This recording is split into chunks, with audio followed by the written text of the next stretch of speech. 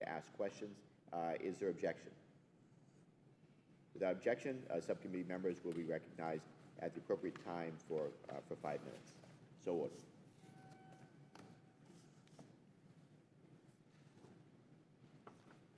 So I'd like to welcome the members who are joining today's hearing remotely. Members who are joining remotely must be visible on screen for the purposes of identity verification, establishing and maintaining a quorum, participating in the proceeding, and voting. Those members must continue to use the software platform's video function while in attendance unless they experience connectivity issues or other technical problems that render them unable to participate on camera. If a member experiences technical difficulties,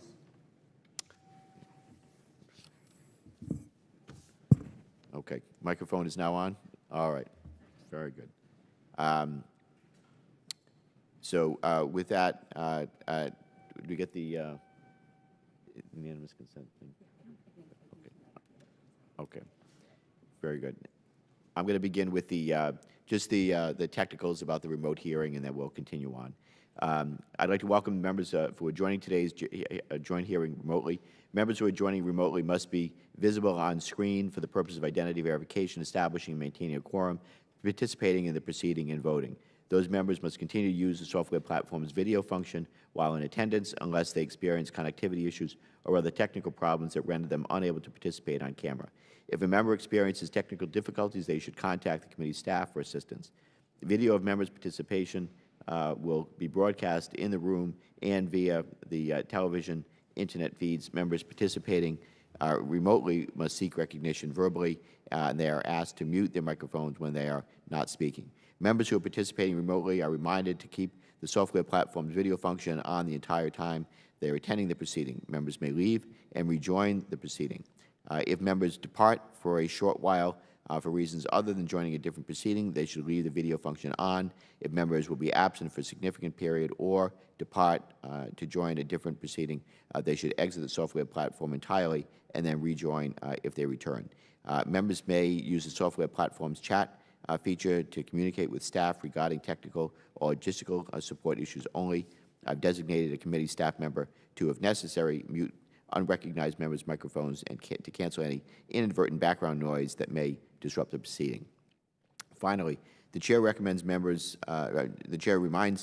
of the committee that they're required to observe standards of courtesy and decorum during committee proceedings. This requirement includes the responsibility to protect public safety and health, particularly during a pandemic. Members, staff, and attendees are required to wear masks at all times in the hearing, with the following exception. A person who is attending this proceeding in person may remove his or her mask briefly following recognition by the chair for the purposes of speaking into a microphone. Any person who removes his or her mask for this purpose must replace it at the conclusion of his or her recognized remarks. The chair expects all members, staff, and attendees to adhere to this requirement as a sign of respect for the health, safety, and well-being of others. The chair views the failure to adhere to this requirement as a serious breach of decorum. So, with the technical readings out of the way, we're going to get going with the hearing. And with that, I'd like to welcome everyone to this hearing today on the Department of Defense's fiscal year 2022 strategy, policy, and programs for science and technology. While we unfortunately do not yet have the President's budget request for this year, this hearing will provide an important opportunity to examine the Department's efforts to maintain the United States' competitive technological edge in the face of great power competition. I would like to thank Ranking Member Banks for working with me to organize this hearing, and thank our witnesses for joining us. And before us today, we have Ms. Barbara McQuisten, Acting Undersecretary of Defense for Research and Engineering, Dr. Philip Perconti, Deputy Assistant Secretary of the Army for Research and Technology, Ms. Joan J.J. Johnson, Deputy Assistant Secretary of the Navy Research Development, Test, and Engineering, and Ms. Kristen Baldwin, Assistant Secretary of the Air Force for Acquisition, Technology, and Logistics for Science, Technology, and Engineering. So following, I welcome all of our witnesses, and I thank you for your contributions to our national security. Following the open portion of the hearing, the subcommittee will reconvene in a closed, classified members-only session in the CVC 200 with representatives from DARPA and the military services research entities. In today's strategic environment, the United States' historic military and economic competitive advantage is not guaranteed. We are no longer competing against technologically inferior adversaries. Instead, we face persistent and dangerous challenges from highly capable and advanced great power competitors who seek to undermine the status quo of U.S. leadership and global power. Maintaining a U.S. dominance in all warfighting domains requires robust investment, innovation, and talent development across America's science and technology enterprise. We must lay the groundwork today for the threats of tomorrow by investing in DoD science and technology programs across the research laboratories, academic institutions, and industry partners that collectively bring a whole-of-society approach to maintain the United States' technological edge. While our witnesses cannot speak about specific funding levels today, I am interested to hear their perspectives on the future of the Department's S&T funding. So the core of our technological edge is our early, basic, and applied research. This is the science that lays the foundation for cutting-edge technology 20 to 30 years down the road. So we have seen with the COVID-19 pandemic just how critical this early research is. The messenger RNA or mRNA COVID vaccines that we have today were catalyzed by defense research investments 5 to 10 years ago, long before the current pandemic. Indeed, the first coronavirus vaccine to start human testing came from a DARPA investment in Moderna. DARPA's ability to substantially contribute to our nation's response to pandemics is the product of more than half a century of DoD S&T funding. If we wait to invest in science only when crisis is upon us, then we are setting the nation up for failure, and we cannot allow that to happen. So despite the importance of DoD-funded research and development, the Department's S&T budget buying power has effectively shrunk in the past decade. Cuts are often made to these important early research accounts to prioritize more near-term efforts in technology development. Yet our rivals are committed to concerted S&T funding, thinking it will undermine U.S. leadership. We cannot expect to compete with them if we keep shortchanging our research accounts. I hope that the President's budget will reflect serious investments in S&T. Our men and women in uniform deserve nothing less. Indeed, our greatest assets as a nation is our people. We must cultivate our science and technology workforce. We must promote STEAM education at early ages to expose individuals of all backgrounds to the world of science, engineering, and math in hopes that they will pursue an education and career in critical emerging technologies. We must also train the existing workforce in machine learning and computer science and change hiring authorities so that the Department can rapidly hire top STEAM talent. We must also make it easier, not harder, for international researchers in our universities to stay in the United States. The committee has prioritized workforce development through the last several National Defense Authorization Acts and encourages the Department to continue to promote STEAM education, adequately fund DoD research laboratories, partner with academia, including historically Black colleges and universities and minority-serving institutions, and diversify the defense innovation base through partnerships with small businesses. This will ensure that we have an S&T workforce and innovation base comprising the best talent that reflects the diversity of our nation. Bottom line, great power competition is also a race for talent. We cannot afford to lose this top talent to our adversaries, and I'm determined, and I know the subcommittee is determined, that we won't. Further, the U.S. government, academia, and the private sector must foster mutually beneficial relationships to encourage innovation within the Department of Defense. We must remember that Silicon Valley got its name from government investments in research and development and participation with academic institutions, which in turn grew new technology and encouraged technological talent to spin out innovative companies to put their research into practice. Then the Department bought the products of those new companies, which kept them alive to continue their work. Today, to support the transition of mostly academic research into a sustainable technology and across the valley of death, the Department must figure out how to be a buyer of cutting-edge market products, even if just for research use in labs and academia at the moment. Our national security technology enterprise must grow in accordance with our American values, those rooted in a free, open, and democratic society. We must develop and apply technology ethically, engage with our partners and allies in a free and open research environment, and promote a culture of innovation and risk-taking. The Department must lean forward and not be afraid to fail. I've called it smart failure. When we learn from our failures, we can make progress. Pushing boundaries, challenging bureaucracy, and expediting the development of critical defense technologies are key to remaining competitive and agile in an increasingly complex strategic environment.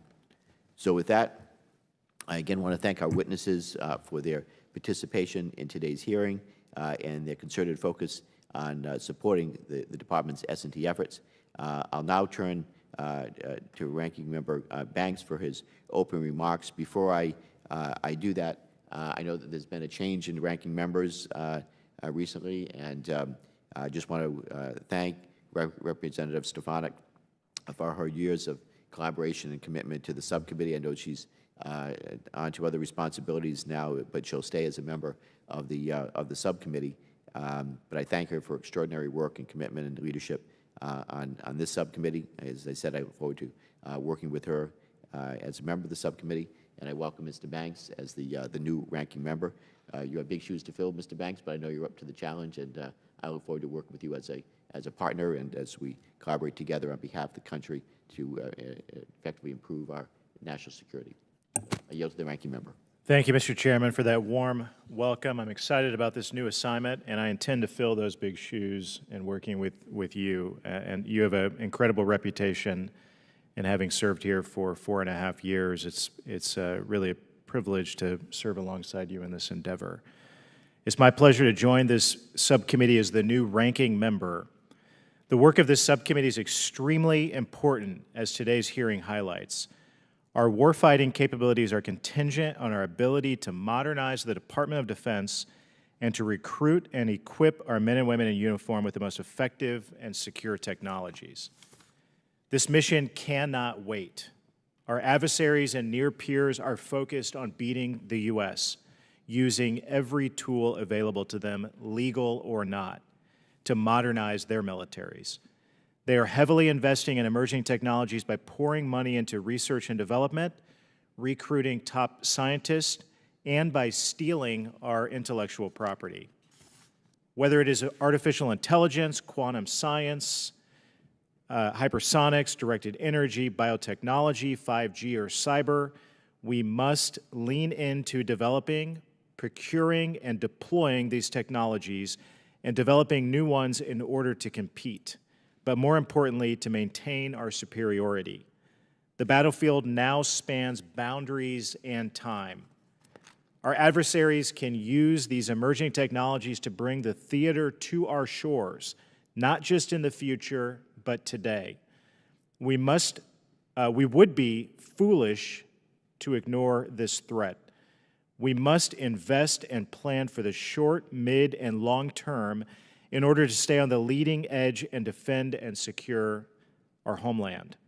This means that we need the President's budget to prioritize science and technology, directing the Department to invest in the tools necessary for modern conflict and laying out a strategy to do so.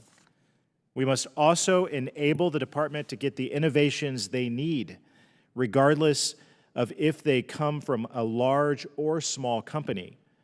The men and women of our armed forces are key. We need to train and equip our troops to use these new technologies, as well as retain and recruit the scientists that we need to develop it. I look forward to working with Chairman Langevin, the Department, industry, and our troops to ensure that the United States maintains our superiority. Thank you to our witnesses for being here today. I look forward to our discussion and working together to advance this mission. Thank you once again. I yield back. Thank you, Ranking Member Banks. And we'll now turn it over to our witnesses for their opening statements. followed by question and answer period. Ms. McQuisten, you are now recognized. Thank you. Am I pronouncing your name correctly? McQuisten, yes. Okay, very good. Good afternoon, Chairman Langevin, Ranking Member Banks, and members of the subcommittee. Thank you for providing the opportunity to address you today. Research and Engineering serves as the Chief Technology Officer for the Department of Defense, with responsibility to ensure technology superiority for our forces. We believe investments in science and technology, innovation, rapid modernization, experimentation, and fielding of technology today will pay dividends tomorrow. As both Secretary Austin and Deputy Secretary Hicks have stated, the People's Republic of China is the pacing challenge. We must meet that challenge by investing in both science, technology, and fielding disruptive capabilities at both speed and scale. In doing this, innovation will be our asymmetric advantage. The United States is leading the world in innovation, but other nations are moving quickly to close that gap. To maintain the advantage, DoD must identify technologies that will impact the battlefield and quickly develop those technologies into fieldable capabilities. S&T investment now are tomorrow's solutions. As mentioned earlier and seen from my previous time government at DARPA, early research in vaccines led to the development of mRNA technology enabling today's COVID-19 vaccines. This shows the tremendous impact DoD investments achieve, not just for our military, but for our nation as a whole. To continue this track record of success and guarantee a strong tomorrow, DoD must reaffirm its commitment to science, technology, and innovation. R&E is committed to meeting Secretary Austin's priorities in defending our nation, taking care of people, and succeeding through teamwork. R&E supports our scientists and laboratories, creating new frontiers with leading-edge science, developing the workforce, and expanding STEM education opportunities. We will support opening career paths for our nation's STEM workforce for both national security and economic security. DoD's commitment to basic research is also imperative. R&E's Multidisciplinary University Research Initiatives Program, MURRI, funds basic research using multi-year university grants aimed at addressing DoD's hard problems and training its next generation of researchers. We're looking for the best and the brightest from all disciplines. Programs like Minerva expand how DoD is seeking to engage with scholars from the social sciences to improve national defense. Programs like Viceroy, where partnerships with academic institutions teach cyber skills, DoD employees, helping to prepare the workforce for today and tomorrow's challenges.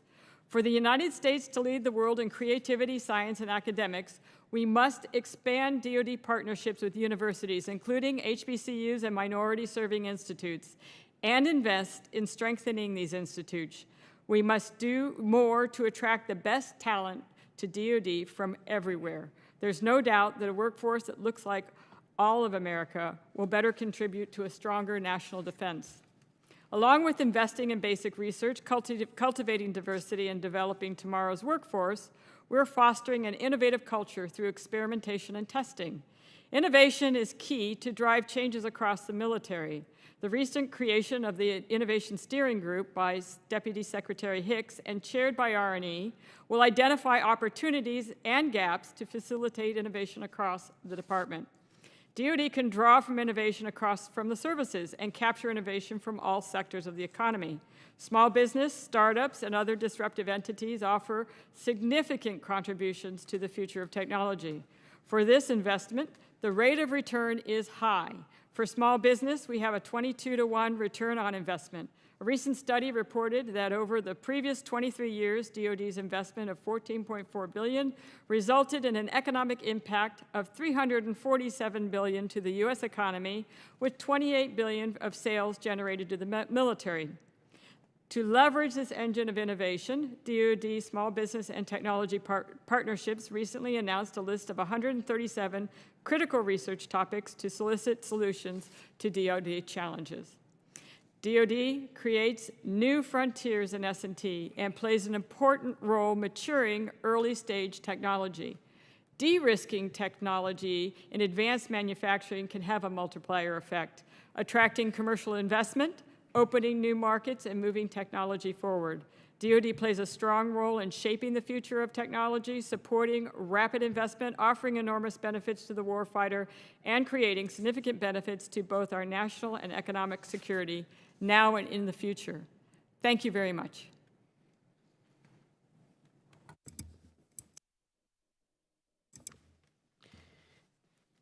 Thank you, Ms. McQuisten. Dr. Perconti, you are now recognized. Yes, Chairman Langevin, Ranking Member Banks, distinguished members of the subcommittee, thank you for your continued support and for this opportunity to discuss Army science and technology.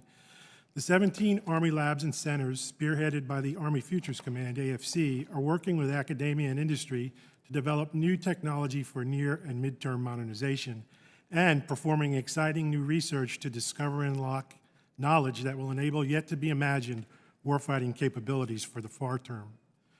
We're transforming the Army S&T business model. We're moving away from walled silos of excellence to a model that emphasizes the importance of early collaboration and frequent communication across the enterprise. Under the joint leadership of the Assistant Secretary of the Army for Acquisition, Logistics, and Technology and the Commanding General of AFC, we are collaborating in unprecedented ways. For example, the AFC's Team Ignite initiative in Army scientists and engineers are changing the way warfighting concepts and requirements are envisioned, which in turn are shaping longer-term research projects and goals. Using competitively awarded cooperative research programs, we're maximizing the exposure of our academic and industrial partners to the requirements and acquisition communities as soon as possible, driving innovation through increased understanding. Army scientists and engineers are working closely with the best and brightest from across the nation as early as possible in the discovery and innovation cycle. For example, the AFC Artificial Intelligence Center, located at Carnegie Mellon University's National Robotics Research Center, allows university and Army personnel to work side by side to address Army challenges in AI and autonomy. America's strength is derived from its ability to bring together a diverse group of people with their thoughts and their ideas. The Army simply cannot accomplish its mission without the skills and contributions derived from providing access to all Americans. We use our basic research and our small business innovative research portfolios to the fullest extent possible to facilitate such access. For the historically black colleges and universities and the minority-serving institution communities, we've started 2 new initiatives to expand research capabilities and build lasting partnerships: a focused prize competition for students and a faculty immersion program. Likewise, we're reshaping the Army's interaction with non-traditional small businesses using SBIR and prize authorities to simplify the process. Recent SBIR topics have seen a 10-fold increase in submissions, some with up to 200 firms per topic. Thank you in advance for your continued support of the SBIR program. As the Army Chief Scientist, I worked very closely with AFC to build a balanced science and technology portfolio. Our portfolio supports the S&T needed for signature modernization priorities, while simultaneously supporting research for fundamental long-term change. By ensuring that at least 25% of our applied research and advanced technology development and 100% of our basic research resources go to such projects. Thank you for your continued support of direct hiring, innovative research, and lab revitalization authorities. These congressionally provided special authorities are heavily relied upon by Army labs to build an S&T workforce that is diverse, competent, and highly educated, and to maintain world-class research facilities and equipment. For example, last year, our labs brought on 600 civilian employees. That's 58% of our scientists and engineer hires using direct hire authority. Also last year, the Army started 82 projects for laboratory revitalization and recapitalization. This $64 million investment was 45% of the Army's total under the Section 2363 authority. Projects with greater scope are needed, but the $6 million cost limitation in Section 2805D for laboratory revitalization hinders our ability to support them. An increase in this limitation should be considered. Army S&T is strongly supported by the Army senior leadership, the Office of the Secretary of Defense, and Congress. So far, the Army continues to hold the S&T budget top line at 0% real growth. I, for one, hope this trend continues, and I am very grateful for this subcommittee's continued support. Predictable and consistent funding is absolutely essential for the Army to achieve persistent modernization, and science and technology is modernization's foundation. Thank you, and I look forward to your questions. Thank you, Dr. Perconti. Ms. Johnson, you are now recognized to summarize your statement. Chairman Langevin, Ranking Member Banks, and distinguished members of the Cyber Innovative Technologies and Information Systems Subcommittee, good afternoon, and thank you for the opportunity to address the science and technology investment strategy of the Department of the Navy and the Naval Research and Development Establishment. The Department of the Navy wholeheartedly thanks the members of Congress for the authorities granted for workforce, mission execution, and capability development and delivery. These authorities have been particularly beneficial to the Department of the Navy, enabling us to recruit and build a diverse workforce of mission-focused experts, to accelerate technology development, and to apply innovative methods for effective management and mission execution at our warfare centers and laboratories. The Department of the Navy has widened membership of the Naval Research and Development Establishment and expanded the network of innovation organizations both to increase collaboration and to accelerate technological innovation.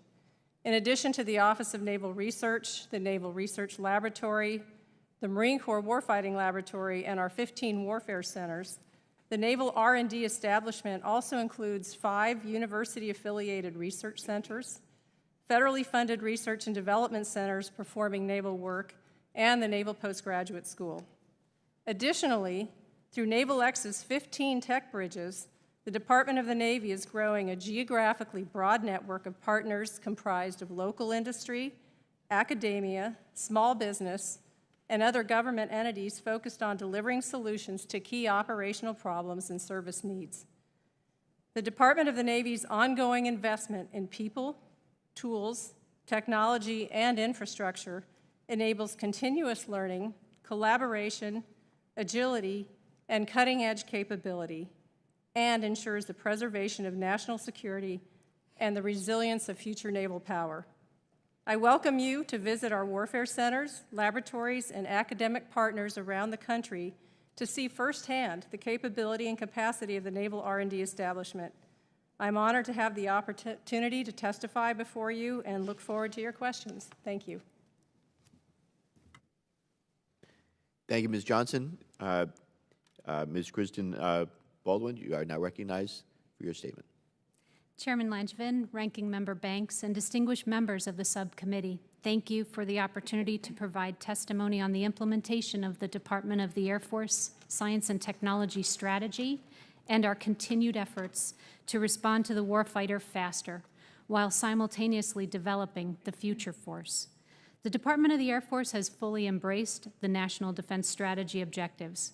Our nation continues to face a complex set of current and future security challenges, and rapid proliferation of global technology means the speed at which we change must increase.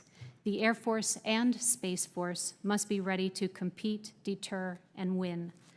The Department of the Air Force S&T portfolio provides broad-based, enabling and enduring investments addressing near, mid, and far-term capabilities, and a focused transformational component that matures game-changing technologies for transition.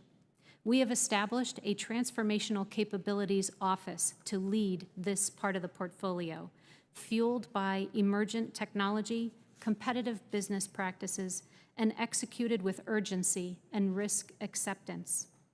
Within the transformational portfolio are a select number of programs designated as vanguards, designed from the start as collaborative teams from S&T, acquisition, operations, and test communities.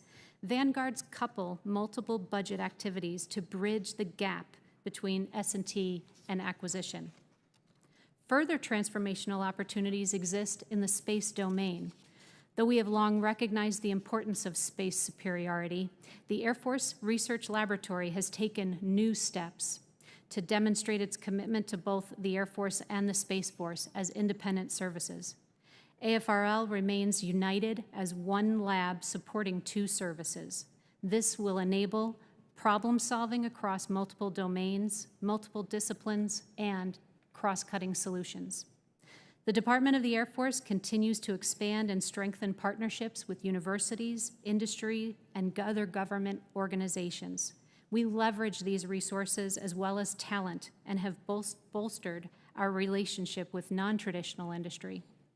Since partnering AFWorks with our Small Business Innovation Research Center of Excellence, we have awarded over 2,000 contracts worth $700 million to 1,400 small businesses, with over 75% of these being new partners to the Air Force.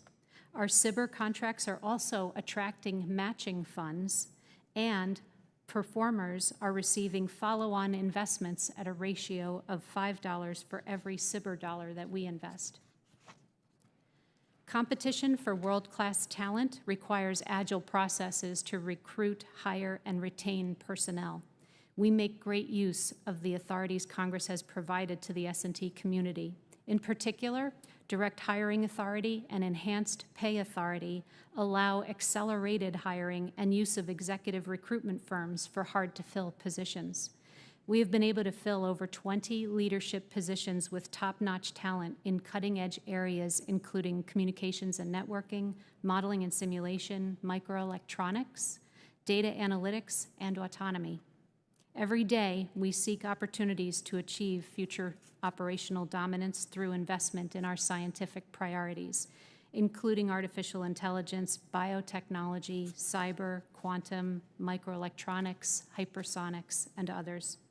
Technology horizon scanning enables us to strategically invest and build complementary efforts with our partners. We foster and value partnerships in manufacturing technology as well.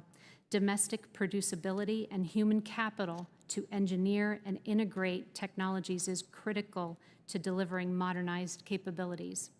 The Department of the Air Force continues to push the boundaries of modern technology while improving the science for tomorrow. Our digital transformation strategy is adopting technology into acquisition practice as well. Thank you for your strong support of the Air Force and Space Force Science and Technology, the authorities that you've provided, and this opportunity to testify. Thank you, Ms. Baldwin. We'll now turn to member questions. I'll recognize myself and then turn to the ranking member. Let me start, if I could, with Ms. McQuisten.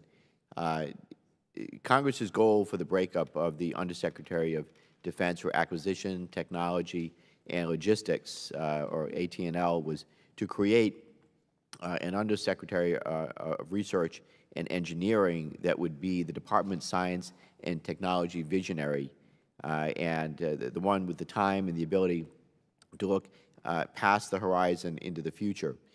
So, Ms. McQuisten, do you think that we are achieving this goal? Why or why not? First of all, thank you very much for your support for R&E. I think it's incredibly important to have a chief technology officer, to have science and technology right at the table with all the strategic decisions that are being made and feeding into the entire DoD process. So right now, I believe that we are working very hard to make sure that that is happening with the support of the Secretary and the Deputy Secretary. Science and technology have a strong voice and a strong action and responsibility within the Department of Defense. Thank you. And likewise, on Ms. McQuisten, I want to talk to NDNS, the Tech Annex. In its final report, the National Security Commission, AI, made a case that to maintain military technological superiority, the DoD must have an integrated technology strategy that prioritizes resources for critical capability enabling technologies to solve the operational challenges outlined in the National Defense Strategy. They suggest that such a strategy should be realized as a technology annex to the NDS. So I wanted to ask you, would a technology annex help the Undersecretary for Defense for Research and Engineering work with the services to focus the department's attention and efforts on next-generation science and technologies? Next generation science and technologies are going to be incredibly important to lead innovation with the warfighter and modernization. We need to actually move ahead on that very quickly in order to rapidly develop and insert technology within the services to the warfighter. Having a technology annex would be able to, again, emphasize the fact that science and technology plays that critical role. Thank you. Next, I wanted to ask for you, Mrs. McQuisten, or anyone that would like to also chime in. We hear often of the valley of death, the inability to scale quickly, rapidly, innovate, and to be agile in our research and fielding of capabilities. How do you believe the planning, programming, budgeting, and execution process should be changed to encourage more iteration and innovation? Is it time for a larger look at the budgeting process? Well, we've just kicked off, as I mentioned before, with Deputy Secretary Hicks and chaired by R&E, the Innovation Steering Group. And I'm looking for opportunities to take success cases and cases where we failed at innovation and fielding technology and moving science forward, and also cases where things are very challenging so that we can identify those gaps of opportunities and then address them as across the organization. So people, process, and technology is going to be what we're looking at for inserting innovation across the board.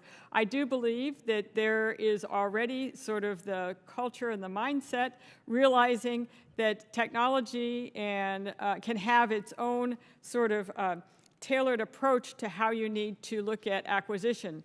So software, for instance, being more agile and being able to have adaptation and development for quick insertion would require looking at how you finance that and how you move the program forward. So that would be a very different scenario than hypersonics as far as how you would structure the program.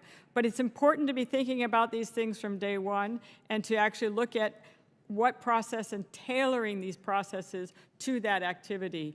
And I know there's probably a lot of opportunity. We're working within currently the flexibilities that we've been given, and we appreciate that. But I'm sure as we identify more opportunities, we will actually communicate that going forward. And I will defer to any of my sister services here if they have any examples they'd like to bring up. Well, sir, I think one question that I would really like consideration for is having, as part of the process... Can you move the microphone closer? Okay, sorry. Having, as part of the process, the ability to do year of execution and perhaps year of execution -1 resources that could be leaned toward or put into innovation, rather than having to deal with a very long cycle time of 2 years for planning and programming, et cetera. It would be wonderful to have more flexibility, particularly within the laboratories, to be able to quickly ramp up on ideas and technology that are important to us. When I was the Army Research Laboratory Director, we knew we had to start up and ramp up critically 5 years before the program was actually put into the budget. The way we did it was through 2363 funding, my director's ability to manage year of execution research. That enabled us to jumpstart it. It would be very, very interesting to be able to have a larger amount of resources that could go to that.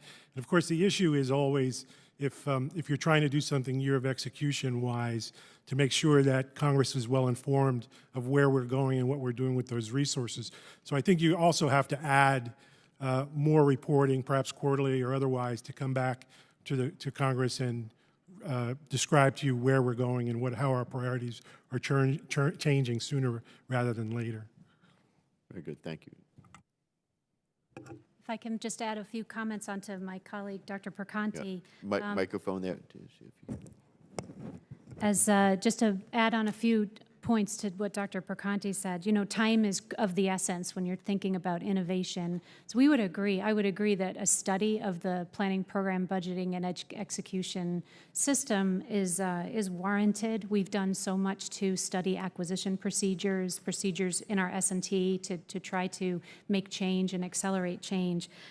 Flexibility, not only within the year of execution, but across different budget activities and types. What we're finding in the Air Force is, as we try to cross the valley of, bridge the valley between technology and acquisition, it really benefits greatly if you can partner and collaborate early from the get-go between technologists as well as production entities and sustainment activities, all separate budget accounts. And so flexibility to move and partner with budget accounts is of great importance. The ability to make shifts and perhaps to divest as we understand and identify risk and seek to move on is also very important. And I think joint, if there's more opportunities to incentivize joint activities, would be of great interest. Thank you. Thank you. Thank you, Mr. Chairman. Just to add on to my colleagues' comments, maybe less about the PPBE, but some of our flexibilities would include, I believe, more opportunities as we're working with small business and non-traditional partners to create I would say small experimentation environments where we can very rapidly bring in modeling and sim environments, other technologies, and demonstrate operational relevance at a fairly small scale. I think that can demonstrate some early capability, which will, again, tighten that connection between the technology community and the resourcing community. So I believe that part of the investment is to create a sandbox, if you will, where we're able to vet technologies from non-traditional and small companies as well as our own at a very rapid pace. Thank you. Thank you. And my last question, and I'll turn to the ranking member, I want to talk about the workforce. In Section 229 of the FY20 NDAA, Congress directed the Undersecretary of Defense for Research and Engineering to assess, diversify, and strengthen the research and engineering workforce of the department. With your experience in both the private and government sides of the science and technology arena, and it's directed to Ms. McQuisten, can you tell us about your perspective on how the department is doing in nurturing a diverse and inclusive S&T workforce, aspects that are vital to producing novelty and innovation, and what must the department do to strengthen its workforce so that it can face the challenges coming over the horizon? And when will we be receiving the department's Section 229 report with your implementation plan? Yes, I would say that there's a lot more work that needs to be done, especially in STEM and special science education and in recruitment of diversity for the workforce. So we need to enhance civics education, and we need to diversify our workforce within research and engineering. So again, looking at what we have from the Section 234 and 229, both a pilot program on enhanced civics education. That report is due out the first year after the full first year of circulation, so that one will come a while later. But 229 plan is due out August 31st of this year, and 252, the master plan for RDT&E infrastructure, is due out June 30th. So at this point in time, those are heading for that timeline. And then we're reviewing the National Security Commission on Artificial Intelligence. And so we're looking at that extensive report and many recommendations it made and putting it into the National Defense Strategy and addressing those challenges. Right. But we've got a lot of work ahead of us. You do. You have a lot of work ahead, and this is going to be a priority for the subcommittee. We really do need to strengthen and diversify our workforce. Again, it's all about the people. We can have the great technologies and development in the world, but without the people, we're going to be challenged. And from the standpoint of looking at government and recruiting talent, we need more emphasis within universities and recruitment opportunities and research within the laboratories. And then we also need workforce incentives to create opportunities for that workforce and be able to develop it for the long term for government service and defense service. Very good. Thank you very much. I yield to the ranking member for questions. Thank you, Mr. Chairman. Ms. McQuisten, what is the department the department's strategy and the Biden administration's strategy to engage with small or startup companies to foster greater innovation? Well, we have the support of the SBIR program, which has been quite long-lasting and quite good, and we would like to continue the SBIR, STTR program. But we're looking at innovation relative to a variety of new companies that we want to work with. So we have the innovation centers that are working on fielding. DIU, the Defense Innovation Unit, is working directly with startup companies and new technologies to field and demonstrate the technology for the services. I think we should continue with that innovation sort of mindset and being able to have a commercial mode of operation so that we can demonstrate technology and very quickly adapt it to fieldable technology. We want to increase the exposure of companies that are not normal traditional DoD providers so that we can capture the new ideas. But to do that, we have to work at a commercial pace. You know, oftentimes, like we were saying before, government timelines, you know, the cost of time is huge. You can't take a small startup company and give them, you know, leave them alone for months and expect to capture that technology for the services in a timely way. We need to really keep our pace up and our support up with the companies so that we can capture the technology for our national and economic security. So that sounds great, and part of our job is to hold you accountable for making all of those things happen.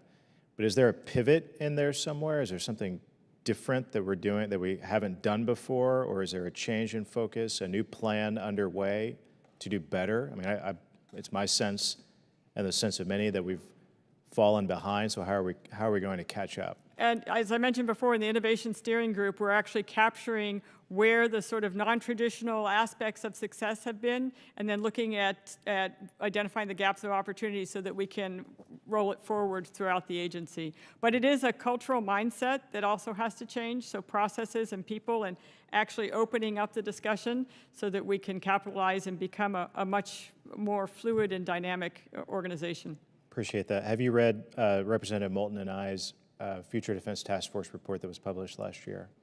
I apologize, I have not seen that yet. We'll get you a copy of it. Thank you, I appreciate that. Because we spent the better part of all of 2020 digging into exactly this subject and published the rare unicorn on Capitol Hill, a totally bipartisan effort about ways that we could foster greater innovation in the defense space, and it's something that we'd like to come and present to you and talk more about it. I actually would be very open to that and would look forward to it. I'd like to talk with the rest of you about DIU and some of your efforts within each of the branches. And I'll start with the Navy because that's who I like to start. As a Navy guy, that's who I'll start with. So, Ms. Johnson, what is the DIU doing for you, and how does the DIU interact with Naval X? Is it working, or where can we improve that bureaucratic structure?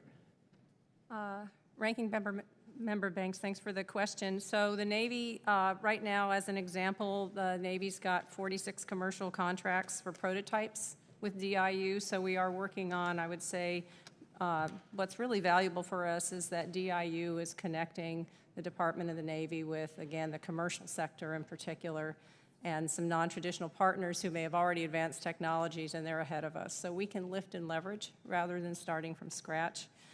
Naval X and the tech bridges are relatively new, but they are advancing quickly. So those connectors, Naval X and DIU, from my perspective, are starting to become and should become stronger partners because I'd say they have somewhat similar goals in terms of getting to other parts of the commercial sector and making it much easier for those companies and those businesses to do business with the Navy. So we're continuing to press with DIU. Again, we've got about a 70% increase in terms of our contracts with DIU over the prior year. So we're pressing and we're making those connections with Naval X. So I'd say we're still in somewhat nascent stages, but we are making forward progress. That sounds pretty good. Sounds like good progress. How about the Air Force? I think in two ways. We have Air Force projects directly with DIU, and that's been terrific, and some in the areas of cyber, and we've also been successful in transitioning some space technology efforts with DIU, but also between our AFWorks and now more recently, just announced last December, stood up a SpaceWorks entity, it becomes very important that we can communicate very regularly because we're all reaching out to a common, commercial and maybe venture, small business world.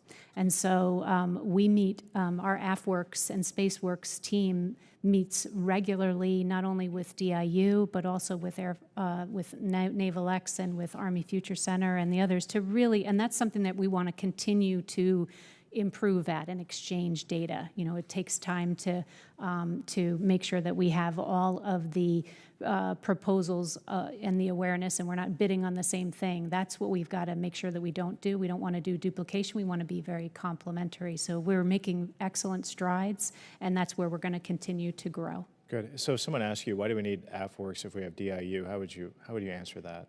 So DIU has a budget and a sort of a capped budget, and they're out to partner with the particular services. AFWorks is a way to leverage our small business innovative research program. So that's one example of a partnership. AFWorks also is launching AFWorks Prime programs, and so what it is there's sort of an opportunity to grow and mature, like sort of in the SBIR program, phase 1, phase 2, and then phase 3 if you get follow-on. Now we've added through AFWorks a Prime program where we actually can partner with emerging commercial industry base that are just burgeoning sectors, but if there's a dual use opportunity, if we can leverage a little bit, invest, and then they can invest with us, there's a real opportunity for growth, not only in capability for the warfighter, but in our domestic industry base. Before I move to the Army, how are things going at Kessel Run? I'm sorry? Before I move to the Army, how are things going at Kessel Run? Excellent. So our implementation of software, DevSecOps, and agile practices is a prime part of our digital transformation strategy that I mentioned. We've grown our software factories over the last just small number of years. We now have 16. They're coordinated by our Platform One DevSecOps program. It is now the DoD enterprise capability for DevSecOps, and we also are seeing industry partners now making use of this government capability enterprise software development environment. So that Kessel Run activity is just growing and expanding just the way it should, and we now have over 100 programs engaged in DevSecOps and agile software programming, through this Platform One, and over 700,000 end users. So going very well. Thank you. Great. Now, I'm often confused by the Army in a lot of ways, but is the equivalent of Naval X and AFWorks Army's Futures Command, or is there a different apparatus that would be the equivalent? So the Army Futures Command is a very large command. There is a small subsection called the Army Applications Laboratory, which is a direct report to the CG of AFC General Murray. And under the Army Applications Lab, that's the big, I would say, initiative AFC has to get after non-traditional vendors. So there's been a reasonable amount of interaction between DIU and the Army Applications Lab, particularly with the sharing of databases of non-traditional partners. And there are problem sets that the Army Applications Lab is attacking that are more near term, within 1 to 2 years, of course, but are very, very ripe for innovation using non-traditional activities. We just started a big initiative with non-traditionals for autoloaders for our new howitzer that's coming online for ammunition. So that is a big activity coming out of the AAL with interaction from DIU to get hold of the non-traditional vendors so that they can be exposed to the opportunities we have. But it's a new idea. AFC is only 3 years old now, so this idea of having a central innovation laboratory, if you will, very close to the headquarters is something we are really trying to experiment with and build up. Thank you. I yield back. Thank the ranking member. Mr. Larson is now recognized.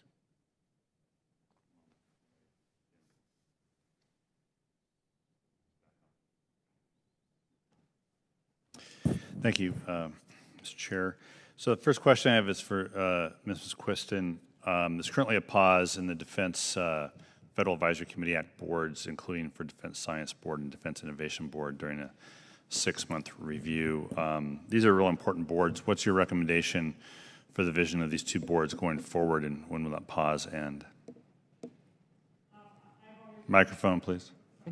I've always appreciated the Defense Science Board in the past and used them quite a bit at DARPA. So I look forward to seeing it going forward in some portion to feed into our strategic And what planning. role? Well, what role will you play? Do you play in ending the pause? R&E will be looking at what we need to do to answer any questions or work on the strategy of reconstituting the board. So we will be actively engaged in advocating that. And what questions will you be asked? I want to make sure that we understand strategically how the boards will operate and be fed in, and how quickly they can be reconstituted. Thanks. For all of you, and I only get 5 minutes. It's not a problem, not a complaint. Just I'm telling you, I get 5 minutes as a not chair and not ranking. So really quick, I need you to just address the FY20 NDAA, which directed the Secretary to develop an infrastructure master plan. And can you quickly give me, I'll start here with the Air Force and work down, just the state of the research labs and what you need to ensure lab and test facility infrastructure, Air Force. Yes. As you probably aware, the state of our infrastructure, our bases are on average 50 years old, and so revitalization of our infrastructure laboratory is essential. Not the least for the least reason to attract and retain our world-class talent. And so we regularly compete for MILCON projects. The MILCON process requires us to compete across an entire base. On average, it takes about 10 years to receive a MILCON project. So in the interim, for an S&T project to be approved and then implemented. So in the interim, we use the Flex 4 authority that was granted that allows us to provide, do minor MILCON projects to really focus on improving our lab infrastructure. And as my colleague mentioned in his opening remarks, we are very supportive of the ceiling, which is currently $6 million per project, could be raised. We would be very supportive of that. All right, that's good. Navy. Thank you. Sorry. Thank you. Actually, my answers would be consistent with Ms. Baldwin, so I have nothing to add. Thanks. No, I'm giving you a chance. Again, it's the MINCON we've already talked about. Raising that authority is going to be critical for us, and of course, 2363 has been great in terms of infrastructure as one of the 4 areas we can invest in. So nothing further to add, sir. All right. Army. Yes, sir. So I'm a big advocate for my colleagues' comments on raising the limit on 2805D. I'll give you a number. It's $6 million now. I think it should go to $12 million. I absolutely believe that's important. There's been some discussion about, well, why can't you take MILCON using other authorities up to $150 million, I think. Yeah. So why can't you use those resources and put it in your RDT&E budgets to do so? And for me, as a former lab director, that's a big issue, because if I have to take money out of my programs to fund my infrastructure, then I'm doing less research. Then I'm not looking forward. I'm really focused on building infrastructure. So I would much rather see us take advantage of these other authorities, like the 2363 initiative, like the raise in the ceiling of 2005D. That would be very, very helpful. All right, Ms. McQuisten, just a curveball a little bit on this same set of issues. When will we be receiving the Department Section 252 report with the master plan? The 252 report right now is due June 30th. So that's, I believe we're on target for that. Okay, it's due June 30th. So you're telling me that we'll submit the plan no later than June 30th. That's what I have from the detail that I looked into. Okay, all right, that's great. A lot of times those deadlines that we give the Pentagon come and go. Yeah, does it say 2021? 2021. Okay. All right. I got With it. And if there's any concern, I will get right back to you on that. I appreciate that. Thank Sure. you. Yield back. Thank you, Mr. Larson. Ms. Bice is now recognized for 5 minutes. Thank you, Mr. Chairman. My first question, thank you for the witnesses being here. Is the department increasingly engaging with universities beyond basic research and more into applied research, such as through the UARC programs?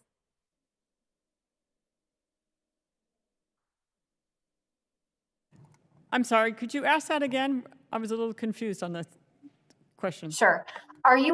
Is the department engaging with universities beyond basic research and more into applied research using the UARCs, the University Affiliated Research Centers? I'll go ahead. The answer is yes. In fact, with the UARCs, not only are we engaging in applied research, but we're also actually engaging with the UARCs for prototyping and rapid development within the Department of the Navy. If you could, if the Air Force and Army could also elaborate on that. We've made a great increased use of partnering with universities. We engage with UARCs from across the Department of Defense that are in existence, and then also more frequently now we are creating partnerships with universities through consortiums and other vehicles, such as education partner agreements. For an example of our recent university consortium is with space. We've got over 60 universities engaged, and we will be working with them in awarding a number of grants this summer. And we're also working with a university partnership program to help for training and education for the future Space Force Guardians. For the Army, each of our UARCs have a budget in the applied research category for 6.2, so that is an annual thing for us. Also importantly, we've expanded across the nation really into university engineering centers where focused research is being done not necessarily by professors but by research staff within those engineering centers. So it's very, very important for us to take advantage of that.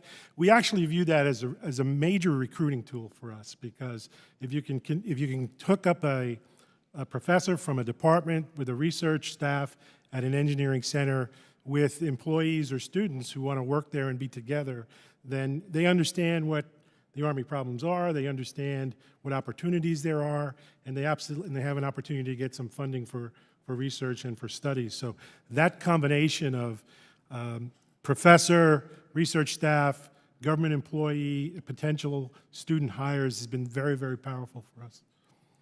I'll add that Thank you. for R&E, and I apologize for not hearing the question correctly. We are looking at university hubs, and we've actually pulled several together in hypersonics that are also looking at applied aerodynamics. We have an AI center, the participation of Carnegie Mellon, and autonomy in Texas A&M, but I believe that we can broaden that participation as well with HBCUs and minority institutes, and actually creating more of these virtual centers, both for cyber and other applied technologies. I think that should be in the forefront of some of the investments that we make. Perfect, and I'd love to have a conversation with you about that very thing in the future. My last question is, I am part of the supply chain task force that's been meeting for the last couple of months, and we talk a lot about workforce. So my question is, what are the challenges that the department faces in recruiting and retaining talent, and how can we address that? Well, recruiting and retaining talent is going to be a critical focus of what we need to do to stay modernized and pursue the science and technology that we need to do. As I mentioned before, offering opportunities for expanding research and scholar work that could be done within the laboratories, and also looking at opportunities for recruitment and retention of people that we need to, in the new science areas that we need to really target and embrace. So I look at investing in those areas and modernizing. As we mentioned before, we really need to invest in the facilities and encourage this use to cultivate that next generation. Yeah, I would just say very quickly that if you're going to retain scientists and engineers, you have to allow them to do science and engineering. And oftentimes we hire people into the government and they spend 4 years, 6 years, 8 years getting degrees, and we make them contract monitors. And that's a real, I think, dilemma for us culturally. We have to really fix that. And if we can, then I think the opportunities to retain people will go way up. The likelihood will go way up. Thank you. My time's expired, so I'll yield back, Mr. Chairman. Thank you, Ms. Bice. Mr. Moulton is now recognized. Thank you, Mr. Chairman. Ms. McQuisten, as the ranking member mentioned, I co-led the Future Defense Task Force last year. And a key issue we highlighted was the importance of international partnership in the context of setting common ethical standards for the use of technology. We talk a lot about the development and deployment of emerging technologies. I know that that is your focus, but it is equally, if not more important, for us to think about how these technologies are used. One thing we determined is that there is not enough development of operational concepts for technology before we just try to get the next toy. We need to figure out how we will use the technology and then determine, okay, we have this particular operational concept, this particular need. What's the technology that we need to fulfill that mission? There's, of course, a terrible first mover advantage for countries that don't care about the ethical use of technology and are willing to deploy it without concern for human rights or third order effects. So when China collects massive amounts of biometric data and uses it to track and abuse its Uyghur population, it is setting a precedent for biotechnology use and shaping the global standard by default. So if we don't have these conversations about global technology standards very early on, then the global community will default to whatever low ethical bar another country might set.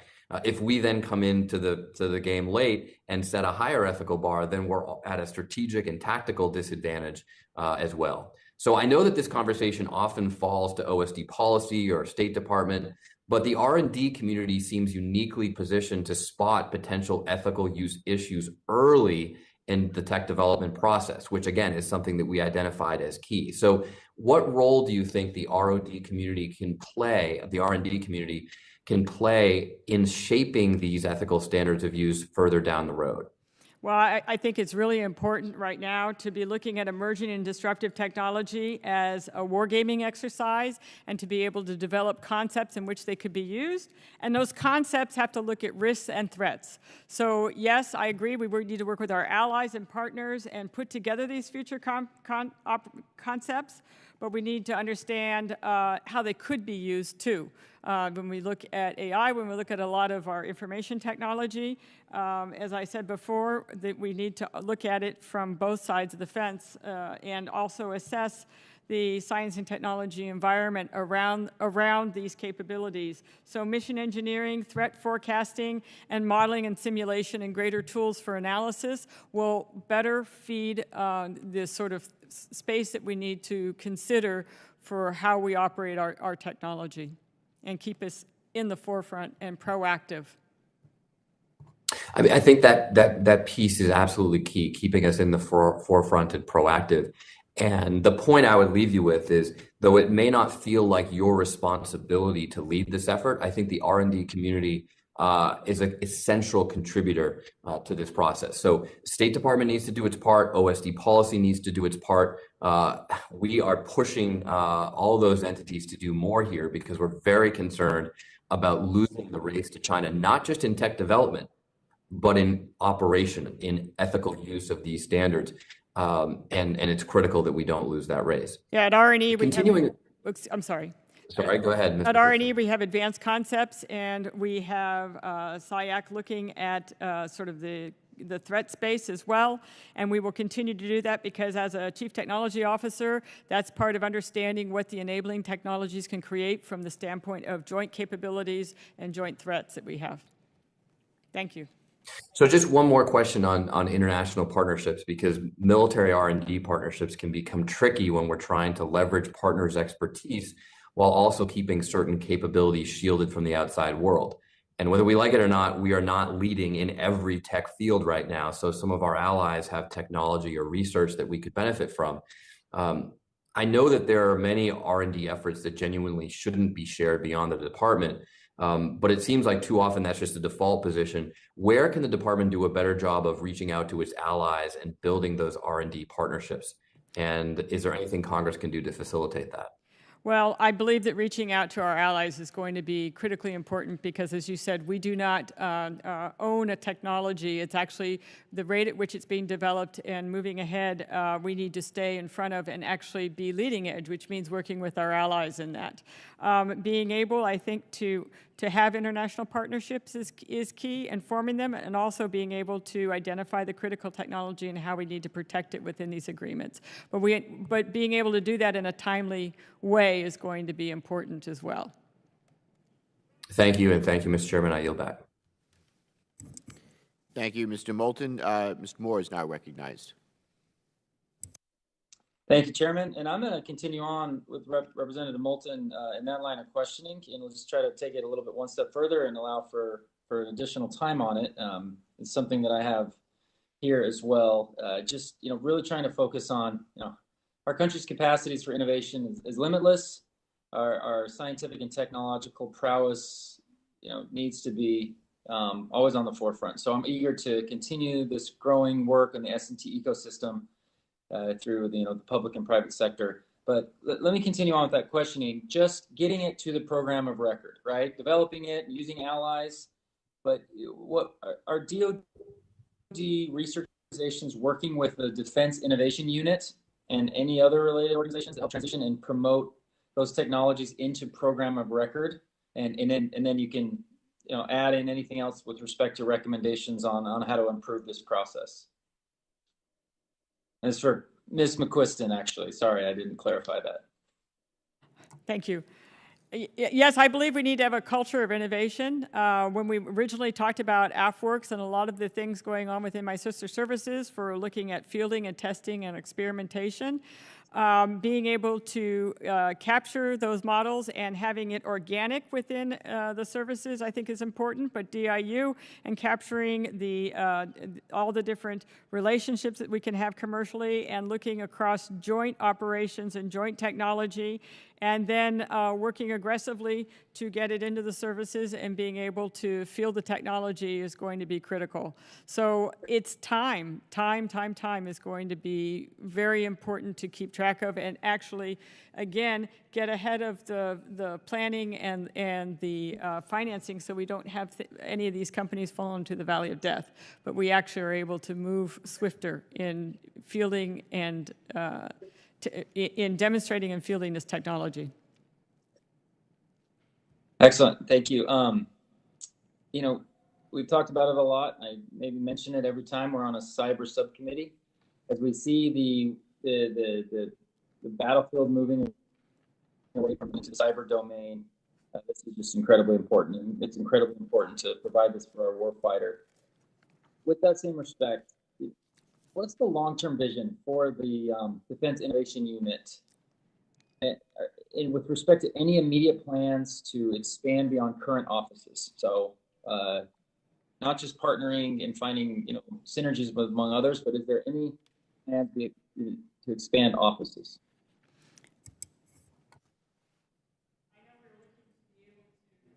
Microphone. Yeah. Sorry. I know we're looking to be able to be in critical areas where technology and commercialization is happening. Right now, we're putting together plans and strategies relative to feed into the budgeting process. So I look forward to talking with DIU and seeing where their future plans are. Excellent. And just a final question for Ms. Baldwin. Hill Air Force Base is in my district. It's got an annual economic output of approximately $4.5 billion. And small businesses are making up a larger percentage of our Northern Utah defense and aerospace economy. Something that I believe we need to be promoting. I think they're innovative. I think they're nimble. There's really good opportunities for small business. How are you optimizing those opportunities of the Small Business Innovation Research Program and small business technology transfer program to develop and transition technology into current programs?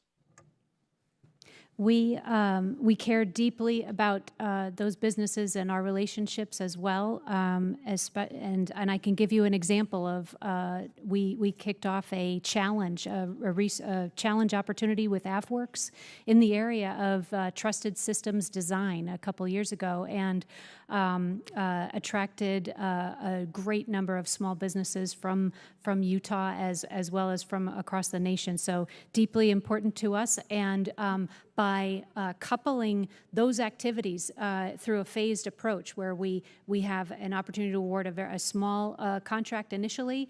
As that proves out and demonstrates capability, we have follow-on opportunities through 3 phases. By that 3rd phase, we're investing enough resources and getting leverage dollars that allow those businesses to really gain ground and then have the opportunity to transition to programs. So it's a model that we're proving out very well. Thank you. Thank you. I yield back.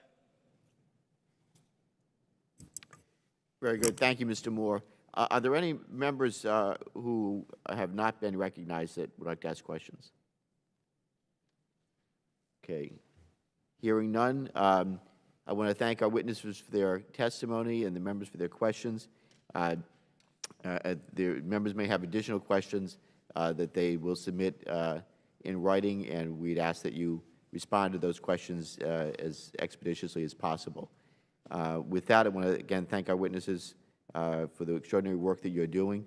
It's just so important that we keep our eye on the ball here. We continue to strengthen the S&T, the R&D ecosystem.